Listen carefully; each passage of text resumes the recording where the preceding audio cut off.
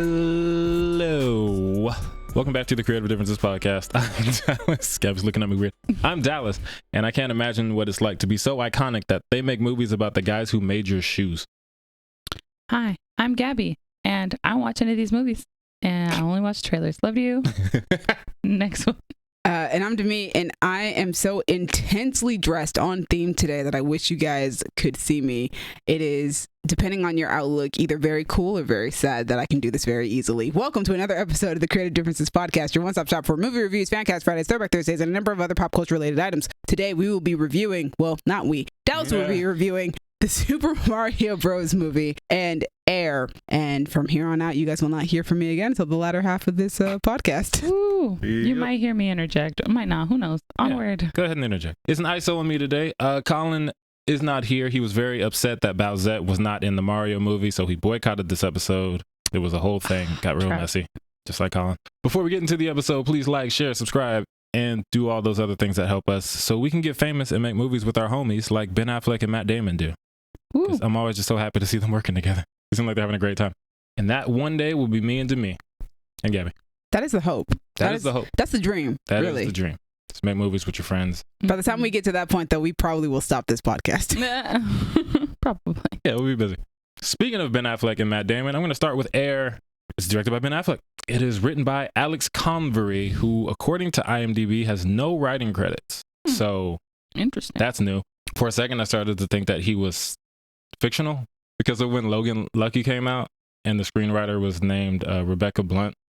And then if you click on Rebecca Blunt's IMDb, it just says rumored to not exist. And it was the whole thing. And everybody was like, who is this person? Did Soderbergh write this movie and make up a screenwriter? But it turns out it was written by his wife, whose name I did have, but now I don't. I forgot it. But she went by a pseudonym. Yes. But everybody's like, who's Rebecca Blunt? Is it a fake person? But no, Alex Convery is a real person. He has been seen in pictures with Ben Affleck and the crew. So shout out to Alex.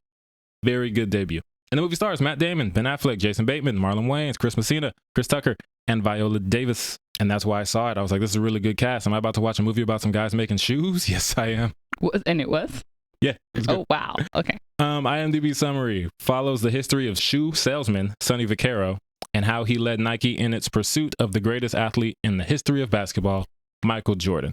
What's funny is I actually knew that name before. Sonny Vaccaro? Yeah. He's more notable than I realized. Yeah. Also, a couple things with that summary. Everybody has their own idea of who the GOAT is in basketball. I don't watch basketball, so I just want that disclaimer there because somebody's right now in the comments like, no, Kobe's the best. No, LeBron's the best. Julius Erving. No, I'm just kidding. Kobe's my favorite because of when and where I grew up. Yes. But I stopped watching basketball at a very young age, so MJ is the best to me. That's fair. I can't argue with anybody who says he is. We lived through the three-peat. How could you say that? Like, are you serious? It was back to back to back. I stopped caring about basketball very early on in age. Space Jam, and that was it. Yeah. Once Michael Jordan stopped playing, it was like, fair. Whatever. Fair. But yeah, Sonny Vaccaro has like a documentary about him and everything. Yes. Another note I have, it just says shoe salesman. That is the most reductive. Yes. Like, what? Maybe shoe executive. I mean, he works for Nike, but his job is to scout basketball talent. Oh, okay. So he goes all over the country. He finds basketball players to try to sign to deals. He doesn't sell shoes. I mean, he does. Act like he works in Foot Locker. He's selling the shoe to the people he wants to be the brand, I guess. Yeah, in a sense. Yeah. But it's just like shoe salesman. That's not a conventional shoe salesman. No. But yeah, I also found out a couple things in this movie. To start, very good movie. I knew it would be. I saw the cast. I saw Ben Affleck directed it. And I was thinking, he's a good director. Yeah, there are certain movies where you listen to what it's about and you think that sounds extremely boring. But depending on how it's written and directed, it can be extremely good. The Social Network sounded extremely boring. Yep. A movie about Facebook. The Big Short sounded extremely boring. A movie about economics. Both those movies are great. This movie, same boat. And I learned things. I love learning things in a movie. I don't like to read. It's boring. Sonny Vaccaro, I found out that he was one of the people involved in the case, I want to say O'Bannon versus NCAA, which that's the case that made the NCAA allow players to get paid for their name and likeness. Nice. Because, they were just making lots of money off these kids. Yeah. And then refusing to let them earn any kind of money. I still think they should get paid by the NCAA because, come on, guys, they're working for you. But They make so much money off of They make so much money off these kids. I don't know in what capacity he was involved in that case. I'm just assuming it was helpful and on the right side. So fingers crossed. It seems like he was, given the way that the movie paints him. It seems like he'd be the type to want to help.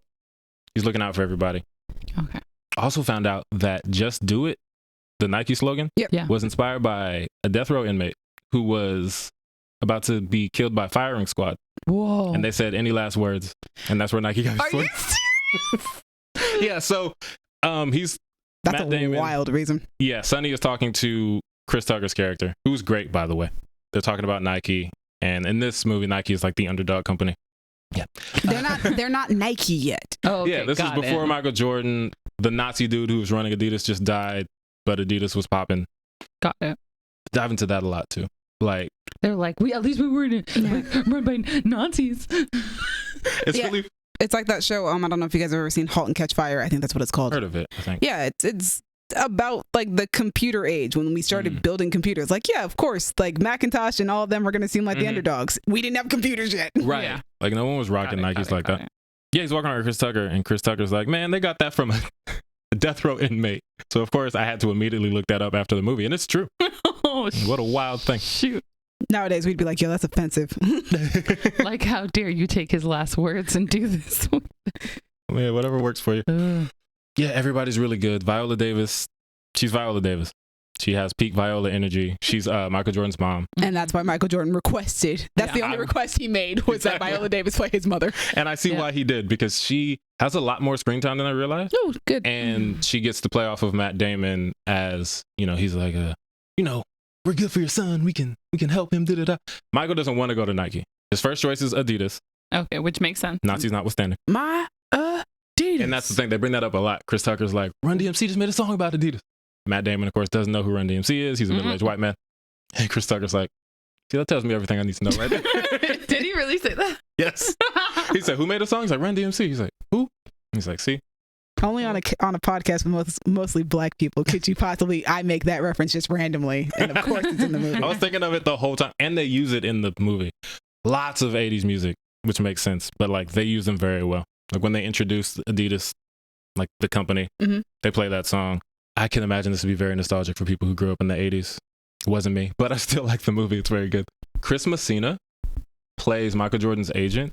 Oof. He's great.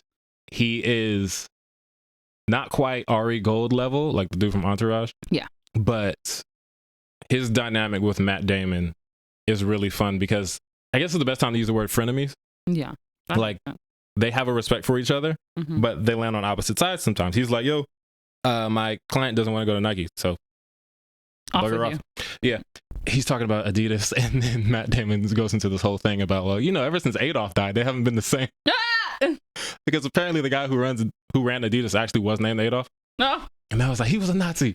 He was a Hitler Youth. Chris was like, no, it's not. You know what? We all have skeletons in our closet. And I was like, there's skeletons and there's being a Nazi. But yeah, they do things that make it really entertaining, funny. I will say that even with how well written this is, I can only be so compelled by a story about some guys making shoes. Like after a while, I was like, I think I got it. I got what I came for. Did they sign the deal or not? Because it's not a very long movie. Also, we know they signed the deal. Exactly. So it's like, just get me to the point where he signs it. I know what's going to happen.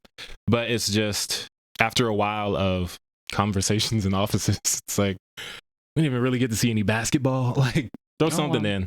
But you know what you come for if you're watching a movie about the guys who made the shoes. And I did. I love Jason Bateman. He's perfect. Peak Jason Bateman. Sarcastic. Oh, he's in it too. Who does he play? His name is Rob, I want to say. I think Rob Strasser. And he's a marketing guy who's trying to rein in Matt Damon. He's like, yo, this is a bad idea. You're going to get us all fired. And he has a very good monologue where he talks about his kid who, she's really young. If you're a long-time listener, you know that Gaby thinks kids are all psychopaths. So I do. She kind of the way he kind of tells it is that she associates value with him because he brings her shoes. And he doesn't get to see her that much. So he's like, I want to be able to keep doing this. I want to be able to keep having value in my daughter's eyes. And it's basically, please don't get me fired with what you're doing. And Matt finally thinks about what he's doing and how much it affects everybody. Because he's a maverick. He's doing his own thing. He's like, I can do this. He's going around. He goes straight to Michael Jordan's house. Oh, yeah. That's a big no. That's why in the trailer, Chris Messina's like, he showed up at the house. Got it. Yeah. Got it. But that scene also ends up very funny because he's like, Chris Messina's threatening him. He's like, you son of a bleep, bleep, bleep. Like, I'm going to, oh boy, if you don't get this deal, I'm going to make sure you never work. No one's ever going to sign with you again. I'm going to bury you and light you on fire and dance on your grave. Wow. And then Matt is like, what if I do get the deal? And then Chris is like, well, then we'll be best friends. And that's pretty much their dynamic. Wow. But it's great. It's a fun movie. As fun as it can be, being about business and meetings. Ben Affleck, he's a really good director. Also, his dynamic with Matt Damon is fun because it feels like it's just them, because I think they're playing old friends. And when they talk, it's so just... the Boston almost comes out. Like the chemistry is there. You definitely see it. Yeah. No one really needs to be like an antagonist in this movie. Like, that's wicked cool, brah. Yeah, right. Yeah. Stuff like that. I parked my car at Harvard. But yeah, if you like those types of movies, like I said, Social Network, the movies that are like about the ins and outs of something that doesn't sound interesting, but it can be if you have the right cast, give it a shot. Woo. Or don't. It's up to you. Oh, also, you know, Jumpman is like it's like a word associated with Jordans because of the logo of jumping. Yeah. Jumpman is also the original name for Mario. Oh, I didn't know that. So these things are actually tied together in a way that I could never have expected because I thought these movies had nothing in common.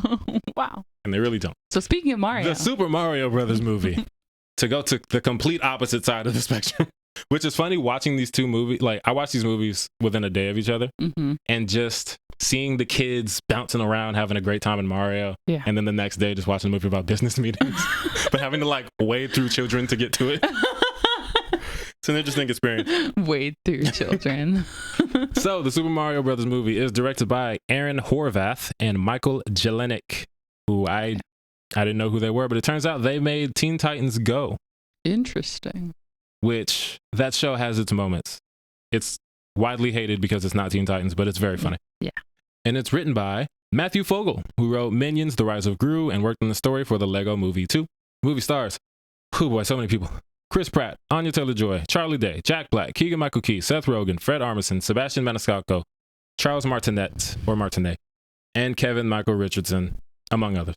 It's based on Mario, obviously. And the IMDb summary, which is terrible, just says the story of the Super Mario Bros. On their journey through the Mushroom Kingdom. Wow. What is this movie really about? I will tell you, because I haven't got you asked. So. That was really vague. Right? Like, that was unhelpful. Oh my God. I could have guessed that. And it's wrong. Kinda. So Mario and Luigi, they start out in Brooklyn. Oh, they really started out in Brooklyn? Yeah. Oh my God. That's where they're from. Yeah. To address this thing that, you know, people like Colin are upset that he doesn't sound like Italian. a ridiculous Italian accent done by a man who's not Italian. Originally, Charles Martinet, the voice of Mario, wanted to do more like just a gruff Brooklyn accent. I don't know what happened, but we ended up with what we got. So this movie feels more grounded. We start off in Brooklyn. They're running their plumbing service. Big Italian family. That was very fun. Charles Martinet actually gets to play their dad, which I thought was great. Aww. Very cool. It's very much like Ashley Johnson playing Ellie's mom. Yes. And Last of Us was like, hey, it's the year for that. I didn't know that was a thing, but it is. Aww. They run a struggling plumbing business, and they left their other job to start this business. So the parents are like, Dad's like, why do you want to leave a good job? I'm doing Italian hands, so you got gabagool. Yeah, all that. And the mom is a supportive mom. She's like, oh, you know, I believe in my boys. The uncles and the brothers are there, like, you know, what are y'all doing? What are you doing? It's a lot of that. They clearly have a dynamic where Mario takes care of Luigi. He's his big brother. He's always looking out for him. Who plays Luigi? Charlie Day. Got it. Which is great because Charlie Day has a great, frantic, afraid voice. Yep. He does. That's just how he sounds. And it works out perfectly here. Yeah. Because that man always sounds like there's something wrong. So they're in this big family. They're running a struggling plumbing business. And then what happens? Yeah. And then, you know, they're all dejected. Like, don't believe in us. Luigi's like, I believe in you, Mario. Very much like the old 90s live action movie that, oh boy, something big happens in Brooklyn. Oh my God, the pipes, they're going to burst. That pipe busting. So they're like, we can fix it. We're plumbers. They go down. I just want to say, the source material, the way that they used all of it, chef's kiss, Italian pizza chef's kiss. It's so good. Like, they go down into the, I guess, sewer level and you see a sign that says level 1-2. Yes. Oh my god. And you can get like the score uses a lot of the game. Oh my god. A little bit. I was like, this is really good. It's so good. And then they go through a magic pipe and boom, here we are. Yeah. But they get separated. So Luigi lands in the dark lands, where everything is spooky and scary, and Mario lands in the bright, where Toad is hanging out in the mushroom. Okay. But poor Luigi. Oh, it's bad. But I keep seeing things online about how this movie, quote, doesn't have a plot, and that is decidedly not true. Is it just a reunion? Like they're trying to get back together again?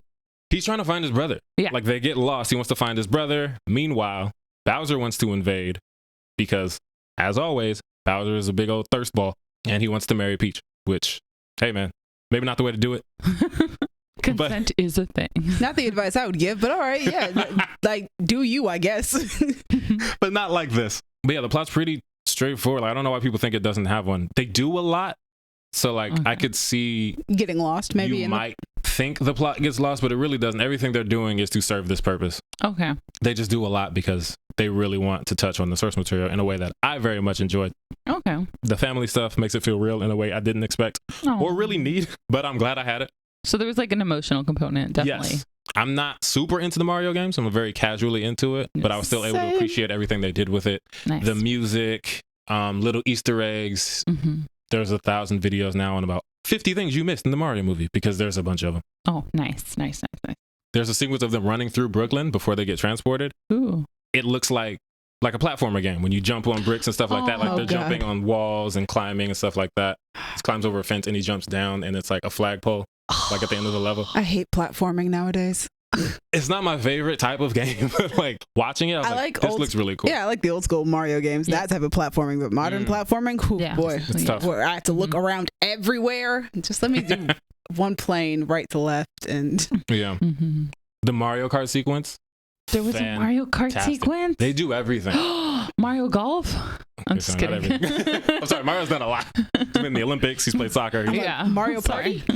So Jordan asked me if they did Mario Party, and there are a lot of Mario Party games. Yeah, they have a lot of mini games in the game. And they do a lot of different mini games, so I don't know if any of the things they did in this movie are references to that, because I haven't played a lot of the mini games. I've never played Mario Party. But it's amazing and it's fun. It's my favorite Mario game. There's a lot of fun in there. They do Mario Kart. They pretty much do Super Smash Brothers. Ooh. But in a very contained way, because he just has to fight Donkey Kong. Okay. The Mario Kart sequence, though, it's amazing. They play Thunderstruck, and they have to make their carts, and it's just like in the game when you pick like the wheels and everything like that. That's so and then it basically turns into Mad Max Fury Road for a little bit. On the Rainbow Road, and I was like, this is amazing. Oh, it looks so cool. They did Rainbow Road. They turned it into Mad Max briefly. Iconic. I guess Gaby wasn't here when we used to watch that trailer. I guess not. No, I haven't seen the trailer. Everyone does a great job with their character. Chris Pratt is a really good voice actor. We know this from the Lego movie and other things. He's very good as this more fleshed out, kind of grounded version of Mario. To quote Kane Carter of Hot Damn I Rock, Luigi feels like a real player 2 ass nigga. I mean, he is player 2. He is, but just he's so, oh my God, Mario, what are we going to do? Mario, please help me. Which he does get to have an arc as well. But it's just like, bro, you got some real player 2 energy, Luigi. You need to step it up. Princess Peach, Girl Powerlicious. Anya Taylor-Joy. We love to see it. Anya Taylor-Joy is fantastic. Like every time I see her, I like her or hear her. I like her more. Yeah. She's the opposite of a damsel in distress. Okay. Like, she's the warrior princess. She's sticking up for her people. She's like, I'm gonna go. We're gonna do this. Keegan-Michael Key is fantastic. He's Toad. I didn't recognize his voice at all. Oh wow. The only reason I know that's him is because I already knew that was him. I don't want to say he has cokehead energy, but like it feels like there are uppers involved. Sir. But he's really good. Who plays Donkey Kong? Seth Rogen. And I think it sounds just like him. I think he might be my favorite character. He's a douchey rich kid. Oh my God. His dad is the king of the jungle kingdom, Cranky Kong. Oh yeah. Every line out of Seth Rogen's mouth made me laugh. He was so funny and good and douchey and ridiculous. He comes out to the DK rap from Nintendo 64. Ooh. Iconic. And he's just like pumping his pecs and cheering. He's like, hey, I'm here, guys. Hi, Dad. Hi, Dad. I love that they included Cranky Kong too. I love that too. He was really good. And he's played by Fred Armisen. Fred Armisen is great. He was really good. It's great. I recently saw an interview with Seth Rogen where they were asking him like, how do you change it? He's like, I don't change my voice. Yes. I'm like, I tell them like, this is what I sound like and this is what the character's gonna sound like. He's like, this is what you're getting. So. Yeah. If this is what you want, cool. If you don't, well, it's fine. And people know, like, they work it in. Like, they worked in the laugh. Like, something happens to Mario and he just... Sorry. It's so good. Oh, that's beautiful. Jack Black. His Bowser is perfection. Oof. If you saw the trailer, you know that he has this amount of menace in the beginning when he's invading the adorable penguin kingdom. Mm-hmm. Shout out Kari Payton, by the way. I'm just like, oh, okay, he's going to play this menacing and straight. That works. Mm-hmm. But he's Jack Black. So he's ridiculous. He has a song on the piano. There's a song? Oh, no. About Peach. Just picture what a Jack Black song would sound like if he was singing as Bowser, and it's that. Oh my God. And it's so ridiculous. The piano is called Ludwig von Koopa because that's one of the Koopalings in the game. Like, everything is a reference to the game, and they do it so well. Oh, I love it. I talked about Charles Martinet. He gets to cameo as the dad, but also he gets to do his old school voice as like a Brooklyn resident. Oh. Great voice actors: Kari Payton, Kevin Michael Richardson, Eric Bauza, Cree Summers in there, pretty sure. It's really fun. It's a really fun time. It looks gorgeous. The trailer made me realize, like, oh, this is gonna be really good. Like Bowser's fire, the lava, colors, Shy Guys, Luigi's Mansion. There's a little short sequence that feels like a horror movie for kids. Oh my God. That was great. They do Luigi's Mansion? Kind of. Like, he doesn't have a mansion, but he ends up in this big spooky area. I can't remember what the skeleton Koopas are called. It's just a really fun time. It's very enjoyable. I'm very glad that video game movies are trying. It's not just like, oh, that's popular. I don't need to crap all over any kind of movie. But this is better. Yeah. This is better. The soundtrack got some heat on it. No Sleep Till Brooklyn's in there. Oh my God. Take On Me is in there. Holding Out for a Hero. Ooh. Which is wild because I just heard that in another movie like a month ago. Thunderstruck, to name a few. It's a fantastic time. No. And you know. Sleep. Yes. It's a kids movie. So if you consider it a flaw, certain things are pitched towards kids. So, you know, if you're 30, you might not like every joke. Not everything is going to hit for you. But it's a really fun time. Not a lot of complaints from me. I would definitely watch it again. I heard it's making so much money. Sounds doing very well. We will get a number 2, and I'm looking forward to it because even though they did so much, there's a lot more they could do because Mario has been out for 40 years. Mm-hmm. And they've made so many games. They play soccer. They play golf. They go to the Olympics. Mm-hmm. They have death battles. There's one joke from Donkey Kong that Kayla and I both cackled. And I wanted to say it, but I don't want to spoil it for anybody, so I'm not going to say it. It's great. Okay. Great movie. Fun time. Go watch it. If you have kids, if you don't have kids, if you just want to have some fun, I recommend it. Those are my reviews for today. Do I have a what you've been watching? Give or me doing. 1 second. Listening to. Oh, I did read a book recently. Ooh, what'd you read? Super into. Okay. Oh my God. Okay. Oh no, I'm scared. It is a romance novel. I regret asking. Super, super good. Okay, so It's not like a Zane book, is it? Huh? Sir. It's not like a Zane book, is it? What? Do you not know Zane? She doesn't know who Zane is. I know what you're talking about. Of course you do. I don't understand what you're talking about. Zane is a very... You know, we don't need to discuss this on mic.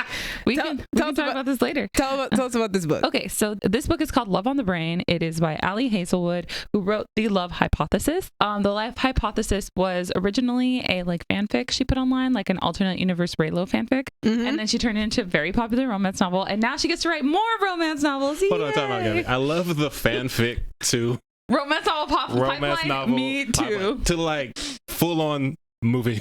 Sometimes a movie franchise. 50 Shades of Grey, man. It's great. I love how Anne you Hathaway's just doing one right now. Right, you can just write a fanfic and then boom, movies. Yeah. Clearly, I needed to finish my fan fictions. You do, right? You come up off that. Apparently. Anyway, Love on the Brain is about Bee, who's a neuroscientist. All of her protagonists, this author, they're in the sciences because she's a PhD, so she's in the sciences and research specifically. So Bee just got hired by NASA to work on a project for them. And she's so excited. She thinks she's going to be the head of the project on her own. And then it turns out she has to do the project with this guy, Levi Ward, who she was in grad school with, who hated her. Oh, no. Or at least she thought he hated her. Dun, dun, dun, dun. And then, story ensues. It's really sweet. It's really great. Very well written. I have a question. Yes. As the one person on this podcast who doesn't really know much about fanfic or how it works. Yeah. Did this person write a story in which Kylo and Rey are in grad school? I would assume so. Yeah. Because it was based on the fan, like Rey and Kylo are both. Yeah, so not this book, the one before. No, not this book, but like what it's based on. Yeah, so that's like, so funny to and me. then you can. So she changed all their names, but the best part about the Love Hypothesis A's is, are fun. first of all, this is the cover. It's obvious who it is. Oh god. and then no. The best part is she named the main guy Adam. Oh, nice. That's an Adam Driver. That's a nice little nod. But that was that other book. This is her new book. Right. So, which was really, I mean, it's just as well written. It's so good. It's really sweet. I enjoyed it so much that I'm rereading it because I felt like I just went through it too fast. So, yeah, that's my what you've been doing. Nice. That's for all you romance novel people out there, or you. I do recommend The Love Hypothesis, which is her first book. It's really, really great. Or you Raylos, I guess. Yeah. And she thanks her fellow Raylos in her acknowledgments. she was like, to my fellow Raylos. So she had to take down the fanfic, obviously, because they were so closely related. Yeah, I feel like at that point, once I make it a natural novel, I'm just, the fan fiction's gone. Sorry, guys. Read the actual Buy my book. Yeah, she took down the fanfic, but gosh, it's so good. I'm so excited. She's her third book's coming out later this year. Actually, she has 2 books coming out later this year, but one of them's like a young adult novel versus like for adults. Interesting. I would still rather read young adult novels than I would actual adult novels. This one sounds good too. It's like about a girl that's like a chess champion, and then she quits because she doesn't like it, and then she comes back and beats this dude, and he's like, "What the fuck, you beat me?" And I don't know. That's all I've read so far of it. It's not she read that sneak peek thing that they do. Okay, cool. My thing is that I want to talk about last time but didn't get to is Kaleidoscope on Netflix. Hey. It stars Giancarlo Esposito, Rufus Sewell, Paz Vega, Rosalind Elbay, Jai Courtney, Tati Gabrielle, Peter Mark Kendall. So many people. Listen, there's just a lot of people in it, okay? But those are like basically all of our main players. I might have missed a couple of people. IMDb summary is spanning 24 years. Kaleidoscope centers around the largest heist ever attempted and the vengeance, scheming, loyalties, and betrayals that surround it. It's loosely inspired by the real-life story where $70 billion in bonds went missing in downtown Manhattan during Hurricane Sandy. Ooh. I did not know that this was based on an actual story. Nice. Oh, wow. So I had heard about Kaleidoscope when it first came out. And I had heard about I don't want to call it a gimmick. Concept? The concept of like the uniqueness of what makes the show unique. It's not just a heist show. It is a show in which when you go to watch it on Netflix, every person who's watching it, you get a different order of the episodes, but every person watches the same last episode. Right. There's one episode that is the last one, has to be the last one, but everything before it is shuffled around for every person who watches it. Which wild.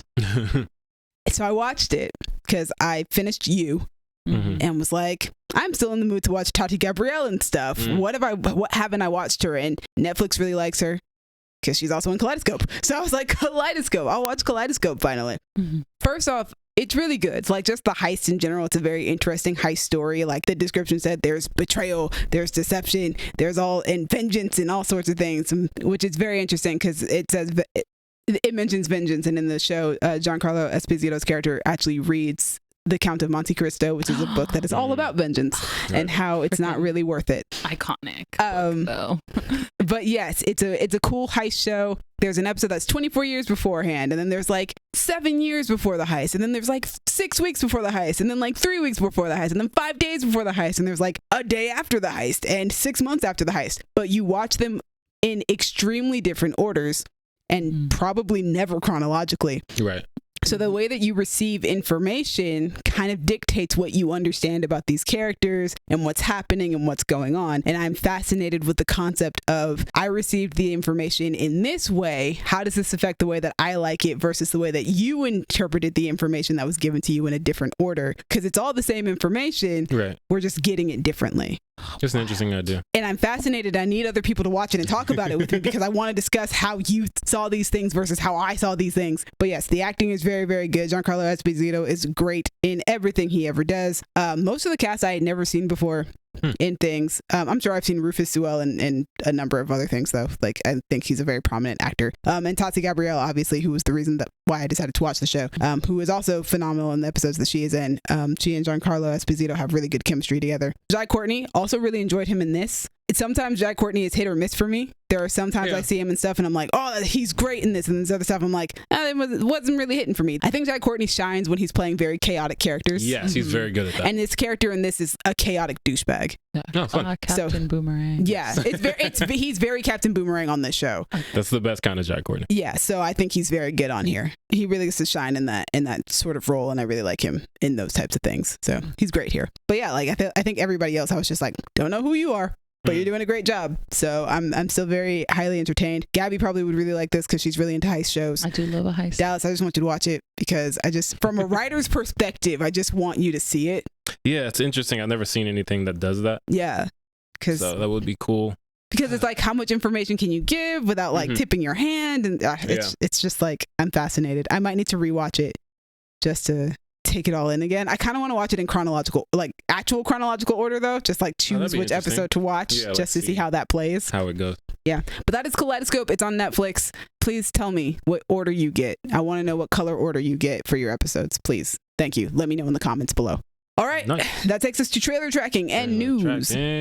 First up, Blue Beetle. I'm so happy this movie exists because, to be honest, until that trailer dropped, I wasn't sure it was really happening. I mean, after the Batgirl thing. Exactly. Yeah. Because when they announced Blue Beetle, I was thinking, we're getting a Blue Beetle movie of all things. I'm happy about it. Wouldn't have expected it. But this trailer's dope. I managed to watch it for the first time in the theater. Nice. Which made me very happy because I went to see 2 movies this weekend. Nice. And yeah, just seeing it on the screen. I don't know a lot about Blue Beetle, to be honest. Everything I know from him is Young Justice. Or Injustice. Right. But since watching Young Justice, I love Jaime. That's my Jaime. I love him so much. He's so cool. But also, it kind of like flavors my thoughts on the trailer because the only nitpick that I have, or the only concern, I guess, that I have, because this is just a trailer, so I don't know. Right. But my concern is that the voice that speaks to the Scarab, when the Scarab speaks to him, I'm so used to that Scarab having such a personality and just very much like being in control and kind of a douchebag to Jaime on occasion, that when you hear it in the trailer, it just sounds like your regular typical AI, and I'm just like, well, no, the Scarab has sounds like a serious situation. Yeah, I'm like, the Scarab is its own being, its own sentient thing. Yeah, so like Jaime will get in the situation, someone will walk up to him, the Scarab doesn't know who they are, so the Scarab's like, you want to kill him? Oh, so it should be more like Venom. Kind of, yeah. The way that Venom was like, oh yeah, we should eat this guy. The Scarab was like, we should murder him. Yeah, that's what I'm used to happening because of Young Justice. And I think even in the comic, I think it also talks to him in that. I would think so, because Greg Weisman is very big on source material. Yeah, he doesn't like to change things a lot. Yeah, so that was the only thing about the trailer that I was like, is the Scarab gonna have a personality? But other than that, it looks great. Hopefully she does. Yes. But yeah, it looks really good. The suit looks cool. I really like the suit. Oh my gosh, his suit is amazing. Oh man, the practical, and also the fact that it's a practical suit too. I love it. It looks so good. Like, I've seen people complaining about it. I'm like, what do you mean? It looks so. Are you guys just used to CGI suits now? This is amazing. I love it. I love the suit. Gabby's finally getting her Latino hero that she's been advocating for. Also, George Lopez being in this movie, a Latino icon. I don't know if I heard that he was in it. And I knew that. But when I watched the trailer, I was like, George? I know. I was like, George is here. What? That was great. Best line in the trailer.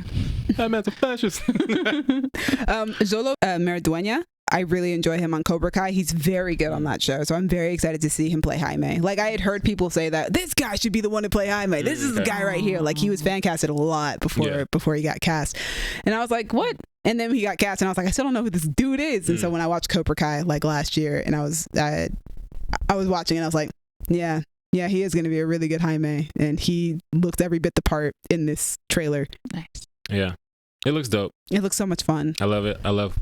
I'm always happy for more representation that we don't usually get. I also like that with Teenage Heroes, we're kind of starting to play around more with the idea of families knowing their secret identity in different ways. So, like, with Peter Parker, we got at the end of Homecoming, Aunt May finds out. With Ms. Marvel, at the end of her season, spoiler alert, her family finds out.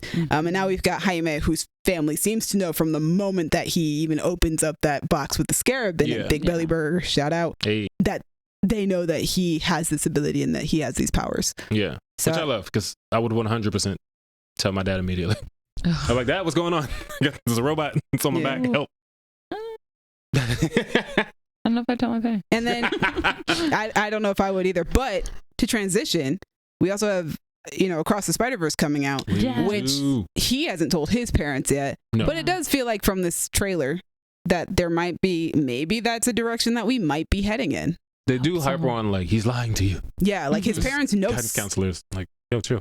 Yeah, like his parents know something's going on with him. So it seems like maybe we might start leaning towards Miles's parents is finding out that he is Spider-Man. Yeah. But shout out to the Puerto Rican flag in that snap. That was so great. Good. That's just seeing this trailer. Oh, it's so good. It makes me so happy just because obviously watched the first movie 5 years ago. I haven't liked a movie that much since I've seen that movie. That movie was just such a surprise. It's so good. Yeah. It's so surprising. It's good in ways we didn't expect. It's like everything about it. So fantastic. Yeah. And now I feel like this can be a case of a lot of times with sequels of movies I really love, they're able to do what I love and then build on it. Mm-hmm. And I feel like we're going to get that with all of the different Spider people we're getting. We're actually seeing Miguel and oh boy, he looks like a lot. Given the dynamic between them in the trailer, I'm like, okay, this story's going to go some interesting places. This trailer also used my favorite song from the Into the Spider-Verse soundtrack. So I was super stoked with that. I was like, yes, what's up, Danger? Yeah, they use it so well.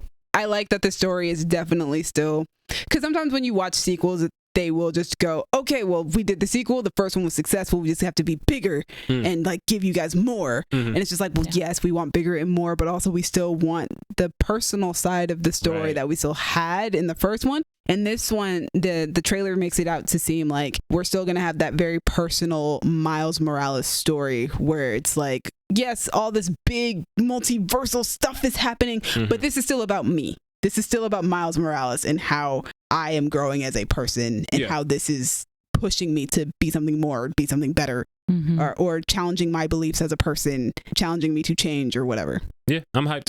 I can't wait. Also glad that his mom is playing more of a role this time around. Yeah. Never mind. Very happy about that. Yeah? What? I just said yeah to me. Who do you want? I saw your face, though. The audience can't see your face. I saw your face. The audience knows nothing. The audience shall know nothing.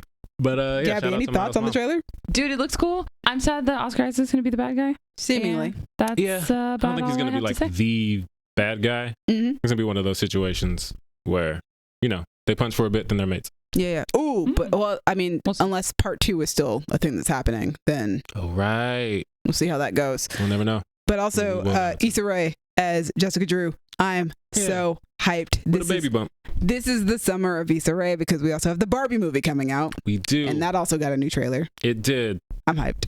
I'm going to be so annoying when this movie comes out. Cinema. There's so many people in this movie. There are. John Cena's not in the trailer, right? No, but he is in the movie. Yeah. At least I don't think he's in the trailer. I don't think I saw his name in the trailer, but I don't think I saw him. It's like Asteroid City trailer. Yeah, you just see a bunch of names. You're like, wait, was this person in there? They weren't. The names that were so long, they were just credits. I'm super excited about this movie. I grew up being a huge fan of Barbie dolls, and this movie looks nothing like. It looks like visually what I would imagine a Barbie movie to look like. But like on a story level, I'm like, I don't know if I would have ever imagined a Barbie movie to be quite like this. It's kind of like, it looks like life size, but like for adults. Yes. Fair. Which is what I expected it to be when they said they're making a Barbie movie. It looks delightful. I can't wait. It does. I love all the colors. Margot Robbie is legitimately the most perfect casting choice for Barbie. Like, I feel like I could come up with maybe a couple of other casting choices that would be good, but I'm just like, but Margot Robbie just like for right now, it's just like Margot Robbie is the one that you want to get for Barbie, which is crazy because originally it was going to be Amy Schumer. I hate that. Yeah, before the Sony email leaks, that was like one of the things that leaked was that Amy Schumer was playing Barbie. Oh, I would have hated that. What? Yeah. No. Oh my God. I think she said she left the project for creative differences. Which makes me wonder what it was going to be. Like, was it going to be this? I have no idea. No, I don't think Greta Gerwig was involved at that point. Right. So it had to be a different style of movie. Whatever they were planning at the time. I don't know. Ooh, it probably didn't even have Margot Robbie on like as a producer yet or anything. No, because Margot Robbie probably didn't come on into a producer until she was like cast in the movie. Oh. Wild. Yeah, that's an alternate universe somewhere. What'd you say? I'm like, I wouldn't have watched that. I'm definitely watching this. This looks like fun. It's got several of my favorite Sex Education cast members in it. and that's very exciting for me. It has one of the guys that was also in Emma. That's why I recognize him. He plays like one of Will Ferrell's lackeys, it looks like. Are you talking about Connor Swindell? Yeah. Oh, he's in Sex Education. Oh, yes, yeah. Yeah, he's one of the Sex Education kids, along with Ncuti Gatwa and Emma Mackey. Oh yeah, she's in it too, which is wild. I love that. Her being in a shot with Margot Robbie, I was just like, yes. It'll be finally, they're two separate people. I'm like, it was just like, I was like, everything about this trailer is great, but for me, just seeing Emma Mackey in a shot with Margot Robbie, just in the same place, after years of people being like, yo, Emma Mackey looks so much like Margot Robbie. It was just crazy though, because in this trailer she has brown hair, and in my opinion, Emma Mackey never looks like Margot Robbie when she's got brown hair. Yeah, she doesn't. Maybe that's why they did it. Blonde hair. Never so you can looks tell like the her. difference. I thought that, but I also really love the marketing posters that came out for the movie, because like all the Barbies are like, this Barbie has a PhD, this Barbie has a Nobel Prize, this Barbie is everything, and then it's like Ken. And this is Ken. This is Ken. This is Ken. This is another Ken. You got it. This is Ken. Except for Michael Cera, he's like Alan or something. He's not a Ken doll. No, he's Alan. He's right? Alan. Yeah. He's Alan. Yep, it's great. He's and now Alan. there's a meme where it's literally like Prince Charles and Diana, and it's like she's everything, he's Ken. I've seen so many of these memes that at this point I don't know who's actually in the movie or not. So I'm like, wait, is this person in the movie or is this just a meme?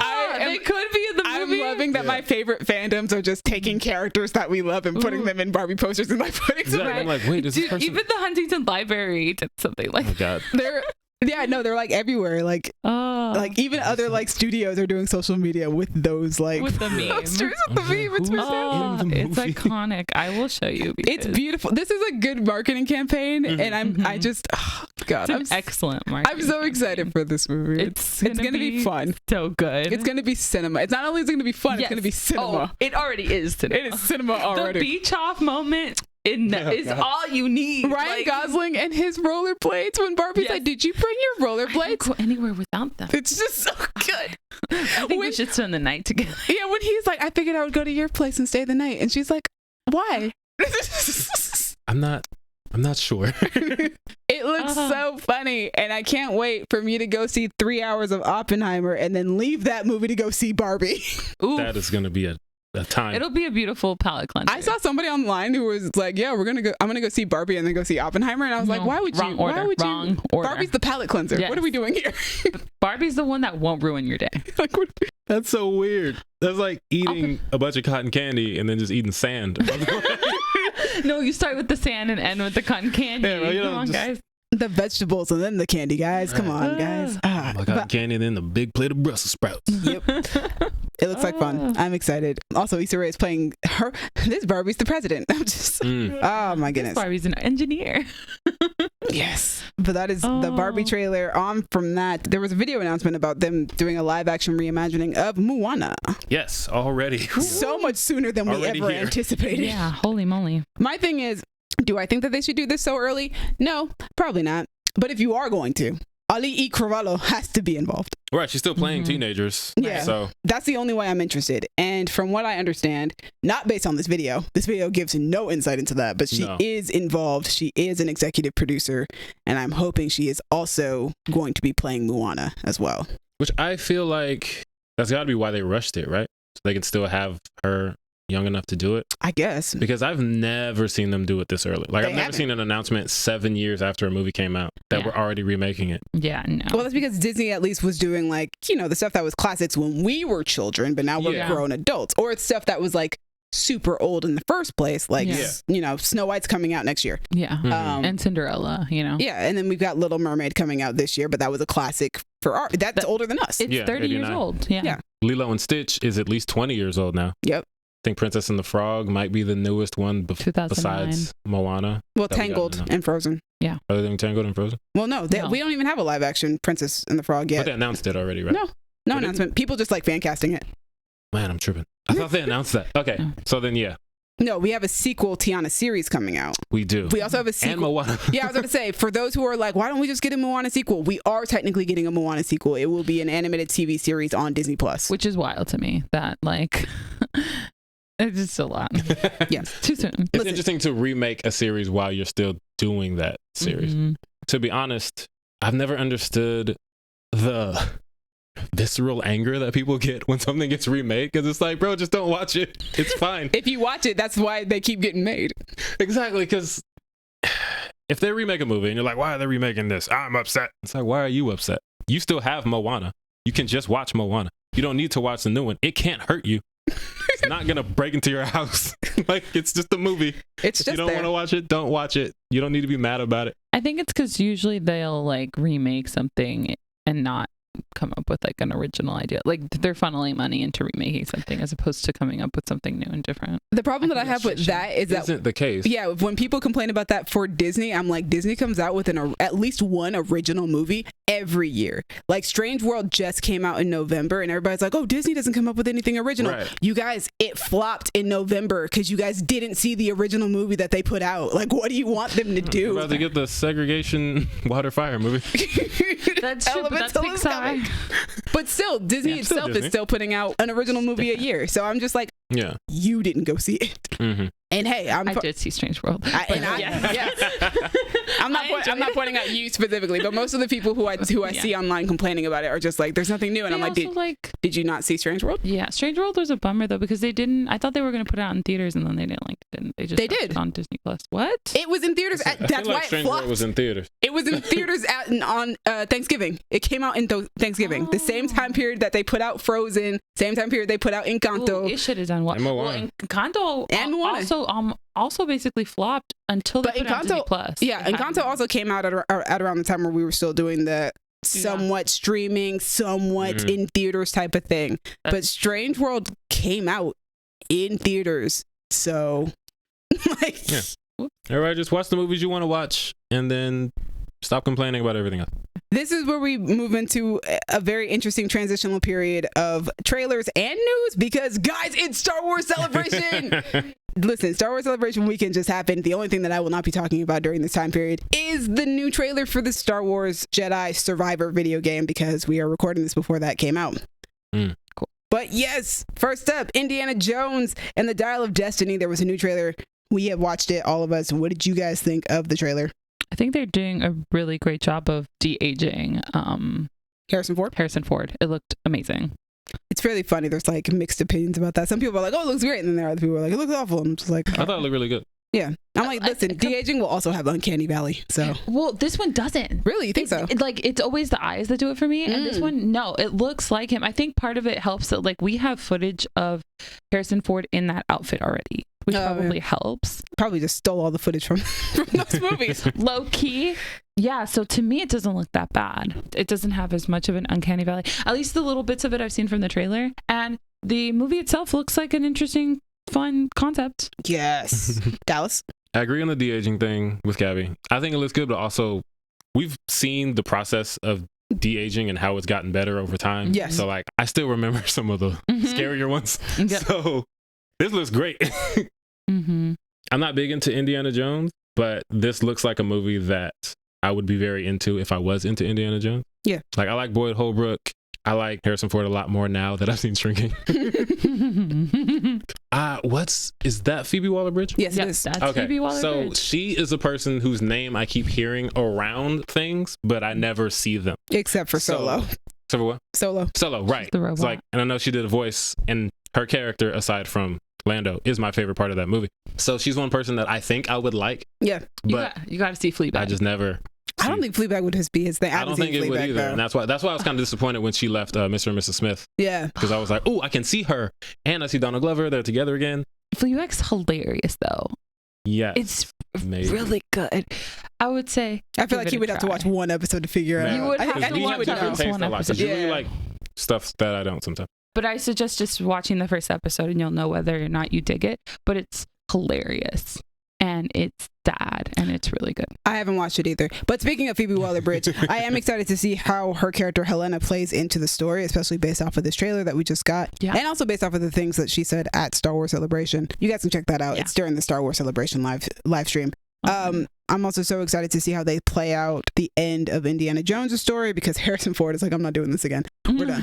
This is absolutely it. I'm not doing this no more. But it does look like a fun adventure. And after, audience reaction to Kingdom of the Crystal Skull. It does seem like it could be like the redemptive end for the franchise instead of ending it on such a, what most might consider a very low note. Yeah. Maybe possibly ending it on a very big, grand note that people will love and enjoy. I hope so. I personally cannot believe that this movie actually is about time travel. If you heard my last reaction to the first teaser trailer that came out, I was like, nah, it might not be about time travel. I'm apparently wrong. Wild. I don't want us to actually do any real time traveling for a considerable amount of time, because I feel like that's a little too sci-fi for Indiana Jones. I feel like Indiana Jones is much better when it plays with supernatural, religious elements and not so much the sci-fi, but we'll see how things go. I'm sure I'll still like it. I really like James Mangold, and I don't hate Kingdom of the Crystal Skull at all. I think it's actually an okay film, now that I've rewatched it since it came out in theaters, but it's just not as great as the OG3. Right. Yeah. It is insane to see Indiana Jones in the 60s. I feel like he shouldn't be there, but that's how time works. Yeah. So he has to be there. That's how I feel. Like he shouldn't I'm like, be here.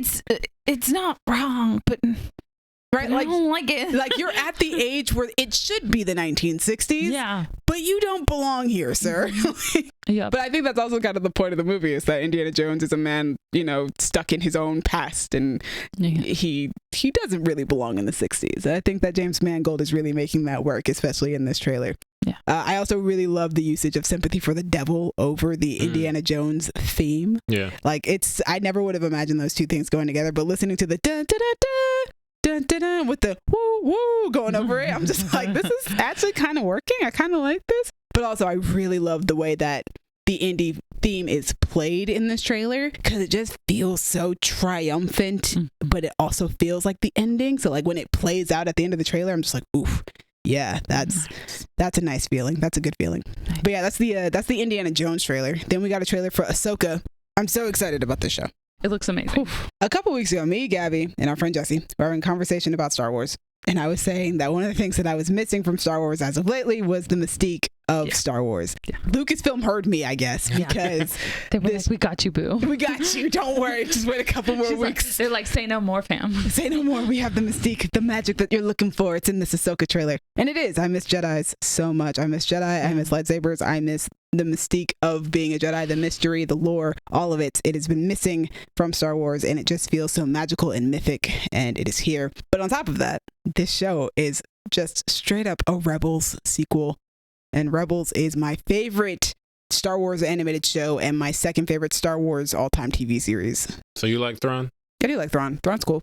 I'm not like super into Thrawn like everybody else is in the world, because I didn't really like Thrawn. Well, because I didn't read his what are now considered Legends novels.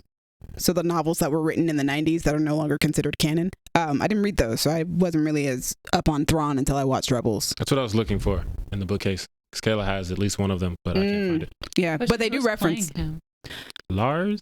So yeah, that was the big news at Celebration, actually. Oh. So the show stars Rosario Dawson, Natasha Liu Bordizzo, Mary Elizabeth Winstead, Emin Esfandi, Diana Lee Inosanto, Ray Stevenson, Ivana Sakno, and rumor has it that Hayden Christensen will return as Anakin Skywalker / Darth Vader. And it was officially announced at Celebration that Lars Mikkelsen will be reprising his role as Grand Admiral Thrawn. The show will be coming to Disney Plus in August, thank God, and the directors lined up for the show are Dave Filoni, Steph Green, Peter Ramsey, most well known for Into the Spider-Verse, Jennifer Getzinger, Gita Patel, and Rick Famuyiwa.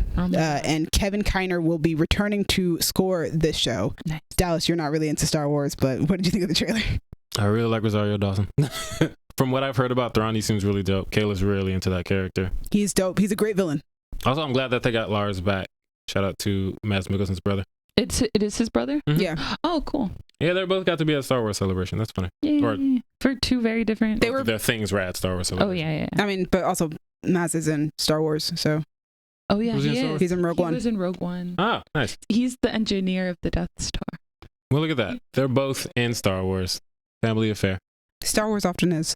Yeah, I don't have a lot to say. I really like Mary Elizabeth Winstead. Mm-hmm. So I'm always happy to see her doing stuff. It's funny, last week we were talking about our favorite Mary Elizabeth Winstead roles. Yes. And literally after watching this trailer and realizing who she's playing, I went, oh, well, this is now my favorite role by default. Ramona Flowers might still be my favorite, but we'll see. We'll see what happens. Harrison Dula is amazing. I haven't seen Rebels. I haven't seen it, so I have to... Wait, is it Rebels? It is Rebels. Okay, yeah, I haven't seen Rebels. I haven't watched Clone Wars. So I'm just gonna have to watch those. I'm legit going to rewatch Rebels before the show comes out. Hera Syndulla is an amazing Star Wars character, the best pilot in the galaxy. Originally played by Vanessa Marshall, who is one of my favorite voice actresses, who brought to life one of my favorite iterations of Black Canary in Young Justice. She's really good.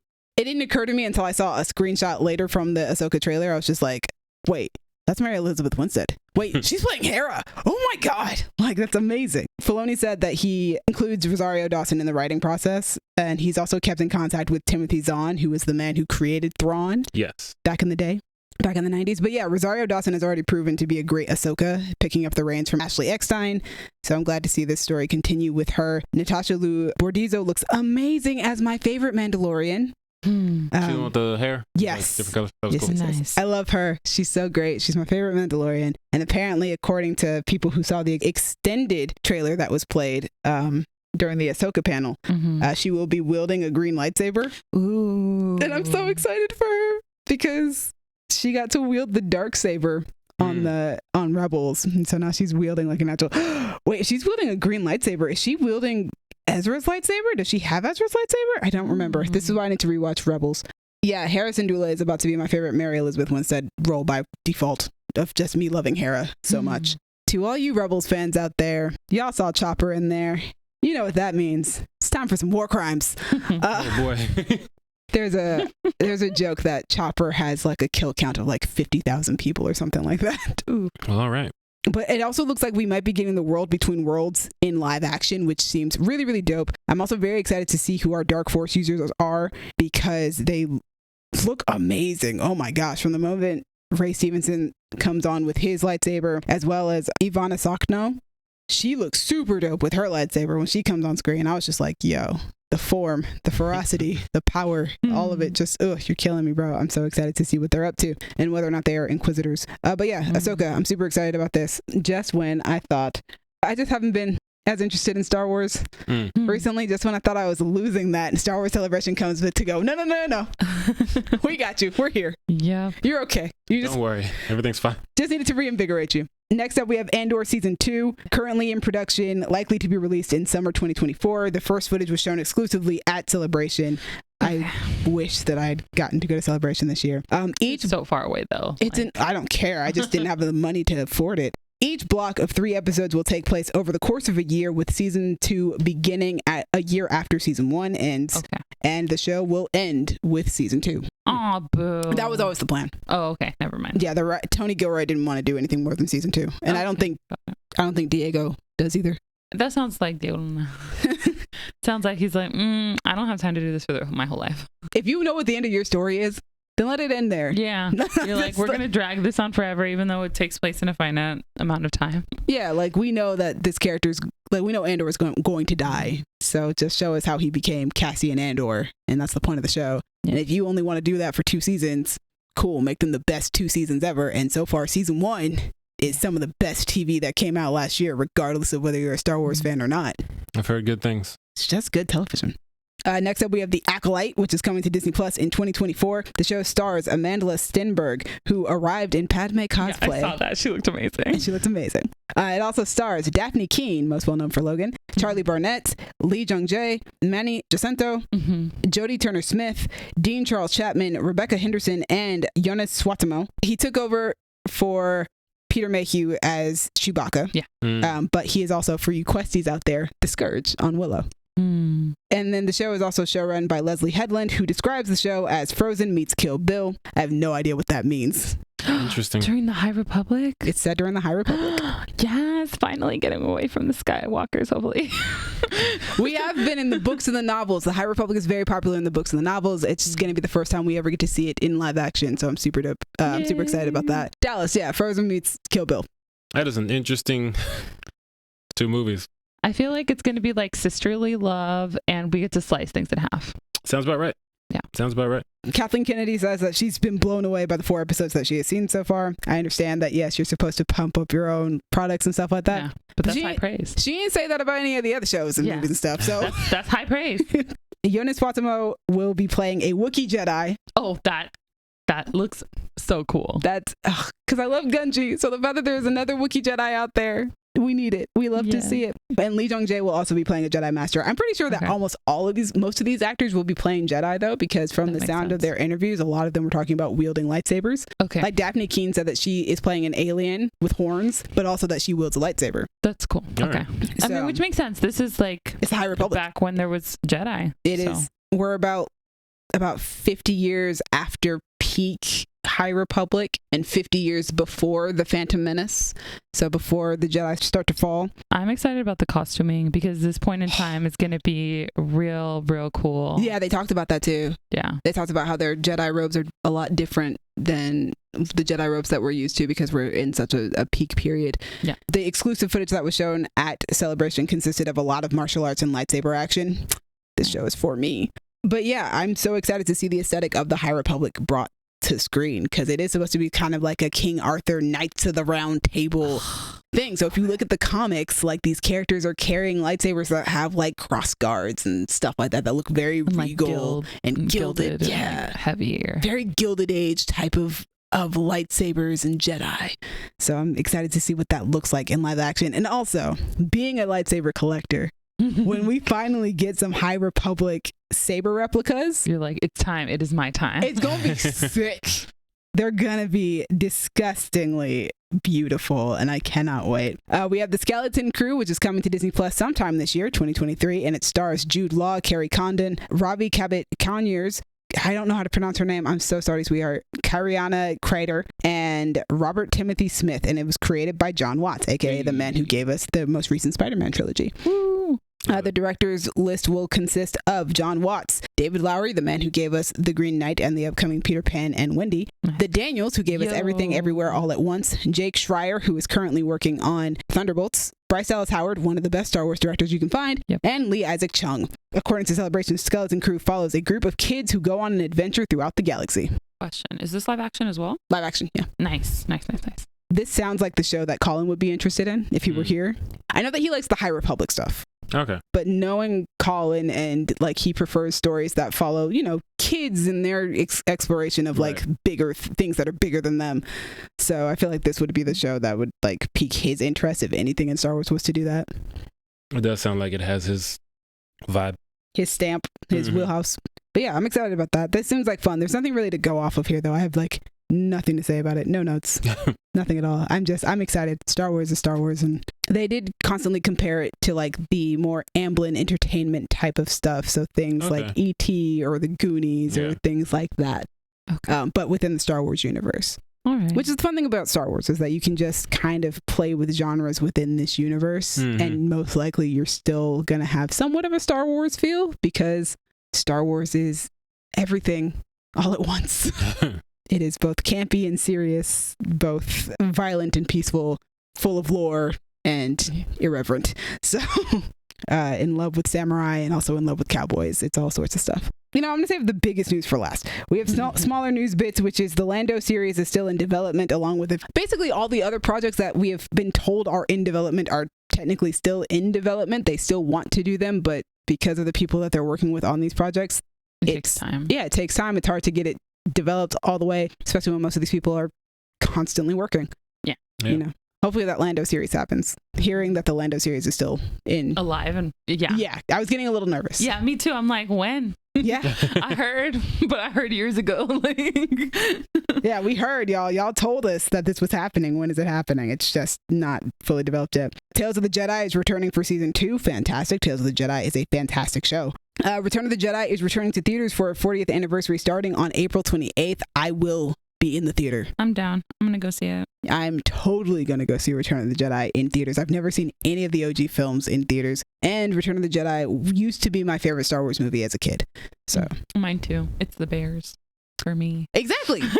It was the Ewoks, guys. Gosh, it was so cute and campy, but also so much fun and so mythic and dark. And like I said, Star Wars is everything all at once. Which episode is that? 6? Yeah. All right. Finally, the biggest news. We're going to cap it off with this. The directors of our next 3 Star Wars films were announced, and they will be James Mangold, who is just finishing up Indiana Jones and the Dial of Destiny. Dave Filoni, who has given us so much Star Wars content. Bravo to him. He has earned this. And Sharmeen Obaid Chinoy, who directed 2 of my favorite episodes of Ms. Marvel. So I'm super stoked. She's also an Oscar winner. Ooh. Nice. What did she win her Oscar for? Documentary. Oh, okay. Nice. All right, so James Mangold's film will take place during what we are calling the Dawn of the Jedi. He's currently writing it along as well as DC Swamp Thing. He's busy. He's a busy man getting that bag. He describes his vision for the film as a biblical epic, taking inspiration from the 10 Commandments and Ben-Hur. That sounds super fascinating to me. This entire thing is supposed to be about, like, where did the Force come from? And where did the first Jedi come from? How did we start using it? Yeah, how did we start using the Force? The thing about Star Wars that I have always loved ever since I was a kid was that George Lucas created such an expansive universe that you can make a story anywhere, anytime that just has to fit into that galaxy. Right. You can write about anything. That was why George Lucas was my favorite director and writer, because I was like, I want to do something like that one day. I want to create something that's so expansive that it doesn't matter who you are in the world. You could write something in here and it could potentially fit here. Right. And Kathleen Kennedy mentioned that the thing about George Lucas's universe is that he wanted to be able to go backwards and forwards in time and tell any story that you want. Yeah. So here we have James Mangold about to tell a story 25,000 years before anything that we've ever seen in Star Wars. To tell us, where did the Force come from? How did the Jedi form? How did any of this that we came to love about Star Wars come to be within this universe, within this galaxy? And I'm like, that sounds cool, because that's something I never would have thought of. But part of me does kind of hope that he doesn't lose the magic and the mystique and the mystery of the Force and how it works. I kind of hope that it's like, maybe these people are trying to figure out the Force and why it works the way it does, and you can't. The Force is such an expansive, powerful thing that there is no possible way that any humanoid, sentient mind could possibly understand it. I like the idea of them doing it as a biblical epic. Because then you can maintain the mystique. Yeah. While also writing an origin. I think that sounds really cool. And I think it sounds very fitting. You say biblical epic and I'm just like, Tatooine. Because deserts. But yes. But also, like, what is the Star Wars universe 25,000 years ago? What does our technology look like? What is like, let's see that building of that Jedi temple, right? Yeah. And like, what kind of battles with the Sith are there going to be? Are there any Sith? There aren't any Sith. We're just learning about the Force. You're right. Maybe that's how we split into 2 factions. Yeah. Right? Like, there's so many options and there's such a big opportunity. There's so much potential to just go crazy and do just about anything. You can't really predict what this movie could possibly be. It could be anything. And James Mangold hasn't missed yet, from what I understand. I like all the stuff from him that I've seen. Yeah, like he gave us Logan. Fantastic movie. I probably can never watch it again, but it's a fantastic movie. It's a rough one. I've heard nothing but good things about Ford versus Ferrari. Same. Indiana Jones looks like it's going to be fantastic. I'm sure Swamp Thing will probably be great, and I'm sure that this will also be great. I'm very excited to see what he brings to the table. And then next up, we have Dave Filoni's film. It will be his first ever live-action feature film, and it will be the culmination of events of the Mandalorian side of the universe. Oh, nice. This is the most MCU-sounding thing in the Star Wars universe, and I hope that we don't do that too often. No. I will let Dave Filoni do it, though, because that man knows what he's doing, so I'll let him have it over there. He was trained by George Lucas himself. Yes, he was. But yeah, like all the things that Dave Filoni has been doing basically his entire career working for Lucasfilm, it feels like it's like kind of culminating in this film. Everything that he's learned, everything that he's written, it's kind of coming to fruition here with all the little things, all the pieces that they've been putting together in The Mandalorian and in the Book of Boba Fett and coming up Ahsoka with Thrawn and with Rebels. Kathleen Kennedy pointed out that it's been like 6 years worth of storytelling at this point. So of course it doesn't take too much development because we've already done 6 years of development. Yeah. Figuring out that this is where the story is leading and this is the big event that we're leading up to. Nice. Yeah. And so now I feel like I have to go rewatch The Mandalorian and the Book of Boba Fett and Ahsoka so I can not Ahsoka. Ahsoka's not out yet. Right. But see what little details that I've missed that are leading to something bigger. Got it. But this is a universe that everybody really likes so far. Or this is a side of the universe everybody really likes so far. Yeah. People love The Mandalorian. People didn't love the Book of Boba Fett quite as much. But people are very excited about Ahsoka. Ahsoka looks great. Yeah. So I'm excited to see what Dave Filoni does. And you know what? Yeah, this is a man who has such great reverence of George Lucas and always wants what he creates to be in the vein of what George Lucas wanted for Star Wars and his vision for that galaxy, but also wants to bring in new elements to it as well and bring in new ideas from other people. He's really earned this, man. From animated shows with the Clone Wars and Rebels to start to finally doing live action with The Mandalorian, and now he's going to get his own feature film in the Star Wars universe. That's a big deal. That's really cool. What a way to work your way up. Yep. And finally, Charmin Abide Chinoy's film will follow the reestablishment of the Jedi Order 15 years after the rise of Skywalker, and Daisy Ridley will return as Grand Jedi Master Rey Skywalker. Woo! They did not say Grand Jedi Master, they said Jedi Master, but typically the Grand Jedi Master is the one who's in charge of the Jedi Temple. Okay. So the way that I nearly cried when I saw that Daisy Ridley was coming back. Yeah. God, I have so many happy feelings about this. I remember when the news came out that Charmin Abide Chinoy was directing, and it was supposed to be Lindelof was writing. He just recently left the project like a couple months ago. But when I saw those two names involved, I was like, ooh, I don't know what you're writing for Star Wars, but I'm super excited about whatever it is. Because Lindelof did Watchmen, which is amazing. Yes, you did. And like I said, Charmin did my favorite 2 episodes of Ms. Marvel. So I was like, I like your directing style. I can't wait to see what that's going to be for Star Wars. Yeah. And now they've got a new writer on board. The fact that the movie that I was looking so forward to, and I had no idea what it's about, the fact that it's about my favorite Star Wars character, my all-time favorite Star Wars character, above Luke, above Anakin, who are my 2 other favorite Star Wars characters. Like, Rey Skywalker means so much to me because she was the character I used to dream about as a kid. Like, I so badly wanted to exist in the Star Wars universe and like learn to use the Force from Luke Skywalker. That was my thing. So when Rey came onto screen in 2015 and was that, I was like, you're everything I've ever dreamed of. Yeah. Oh, she's so great. And Daisy Ridley's coming back after, and the fact that her story is not going to end.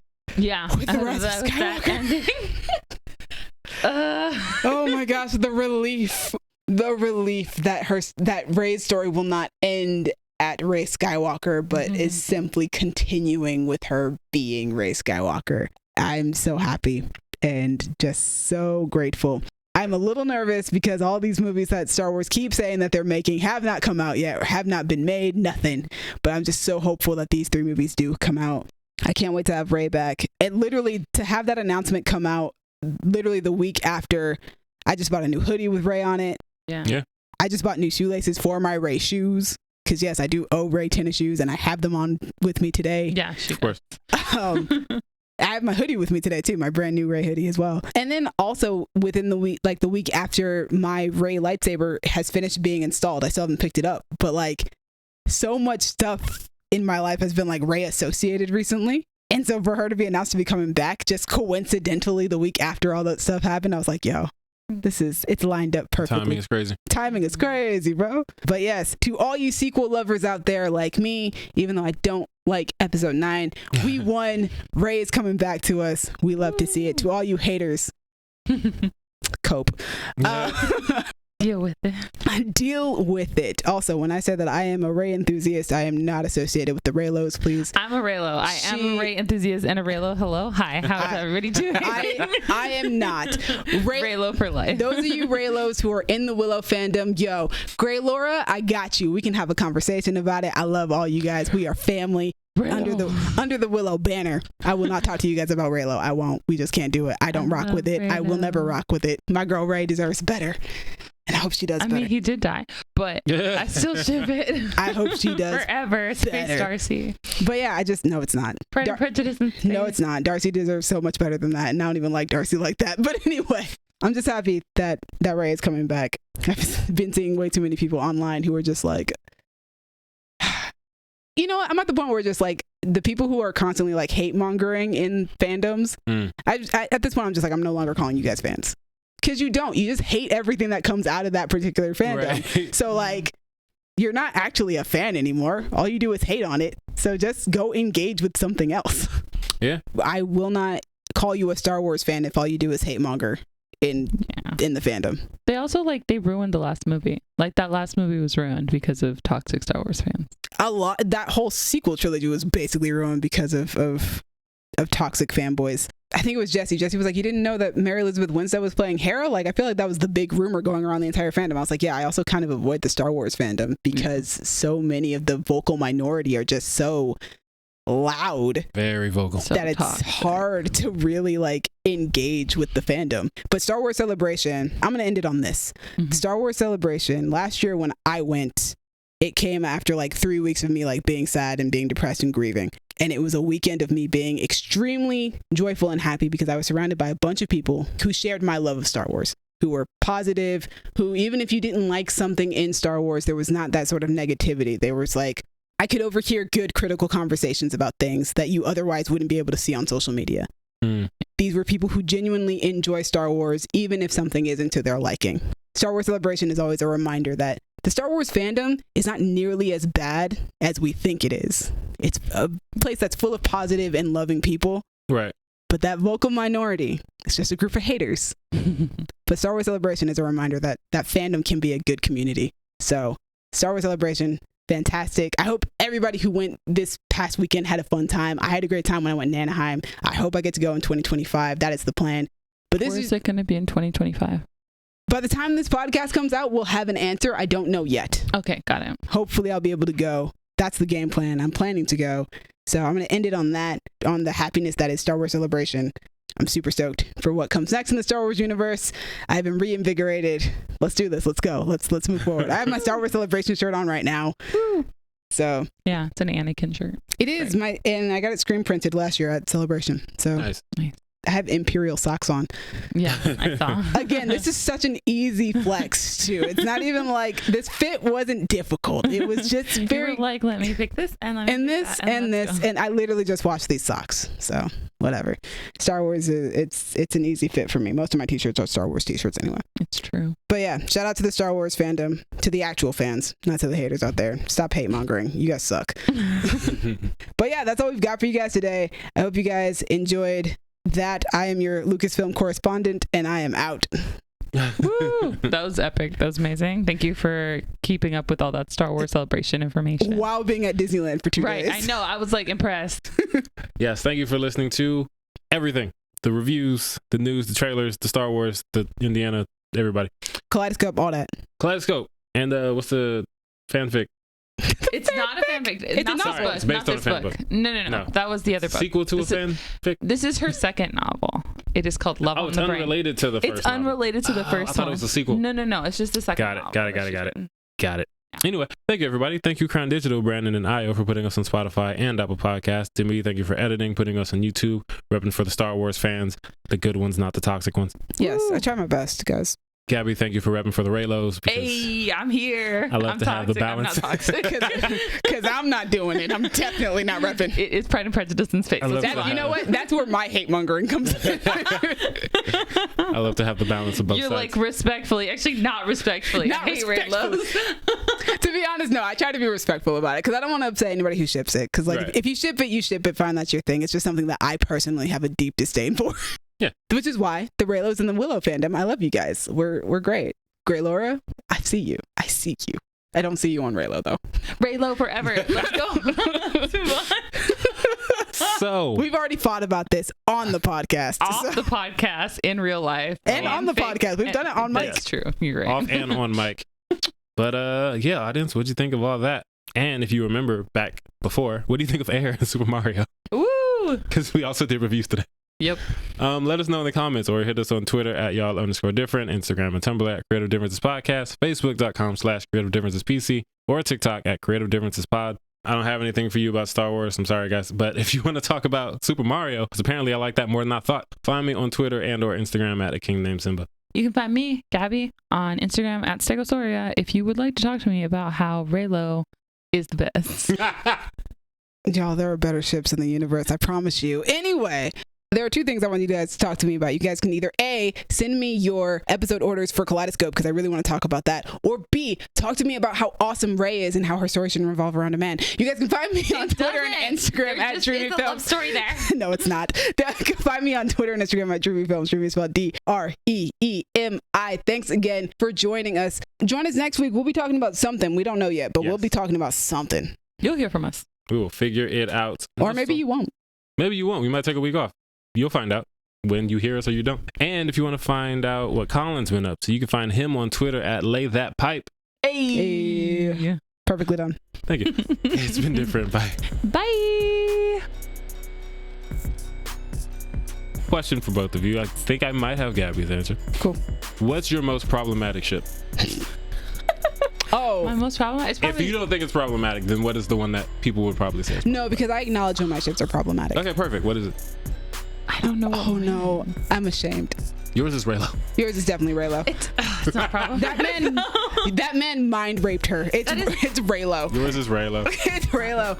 My most problematic ship is Dina Madani and Billy Russo from The Punisher. Oh, yes. Oh, yep. Freaking Definitely. Ben Barnes playing a sexy villain once again. But I will always acknowledge that, like, no, those two should never be together. Good. As long They as you shouldn't acknowledge put the it. chemistry. And that's what I want Raylo shippers to say. No. 'Cause that's not what it is. If my Tumblr wasn't a burner at this point, I would just point you guys all to it.